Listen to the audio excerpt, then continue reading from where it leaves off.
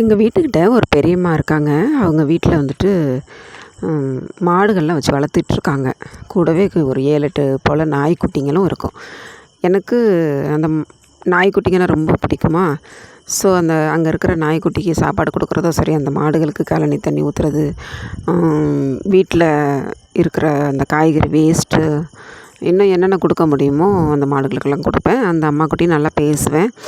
எங்கள் ஃபேமிலியில் நடக்கிற எல்லா விஷயங்களையுமே அந்த அம்மாக்கிட்ட ஷேர் பண்ணுவேன். எங்கள் அம்மாக்கிட்ட கூட, எங்கள் சொந்த அம்மா என்னை பெற்ற அம்மாக்கிட்ட கூட அந்தளவுக்கு நான் சொன்னது கிடையாது. இவங்கள்ட்ட அந்தளவுக்கு எல்லாமே சொல்லுவேன், ஒளிவு மறைவு இல்லாமல். ஸோ அவங்களும் நல்ல விதமாக தான் பேசிகிட்டு இருந்தாங்க. இப்படியே போயிட்டுருந்தது. திடீர்னு ஒரு நாள் அங்கே போகும்போது, நீயே சரியில்லை, உன் மனசே சரியில்லை அப்படிங்கிற மாதிரி சொன்னாங்க.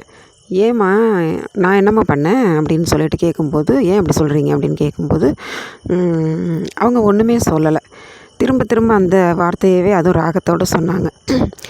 எனக்கு கேட்கவே ஒரு மாதிரி இருந்துச்சு, சங்கடமாக. சரின்ட்டுன்னு நானும் ஏன்னு கேட்டு பார்த்தேன் 2, 3 தடவை. அவங்க சொல்லலைன்னொன்னே சரி போங்கன்ட்டுன்னு வந்துட்டேன் நான் வீட்டுக்கு. அதுக்கப்புறம் ஒரு 2 மாதம் போல் அந்த பக்கமே போகிறதுக்கு இல்லை நான். ஒரு நாள் அவசரமாக கடைக்கு போகணும் அப்படின்ட்டுன்னு அந்த வழியாக, அவங்க வீட்டு வழியாக போகும்போது, அவங்க என்னை வந்துட்டு, ஏன் நான் என்ன பண்ணேன், ஏன் பேச மாட்டேற அப்படிங்கிற மாதிரி கேட்டாங்க. நீங்கள் தான் அப்படி சொன்னீங்களேம்மா, நீயே சரியில்லை, உன் மனசே சரியில்லைன்னு சொல்லிவிட்டு, அதனால தான் வந்துட்டு நான் இந்த பக்கம் வரதில்ல அப்படின்னு சொன்னேன்னா, பார்த்தீங்கன்னாக்கா அவங்க ஏதோ சொன்னாங்க.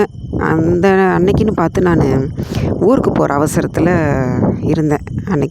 அப்போ வீட்டுக்கு வந்துட்டு நான் உடனே ஊருக்கு கிளம்பி ஆகணும். அதனால வந்துட்டு எனக்கு நிற்க நேரம் இல்லாமல் சரின்ட்டுன்னு வந்துட்டேன்.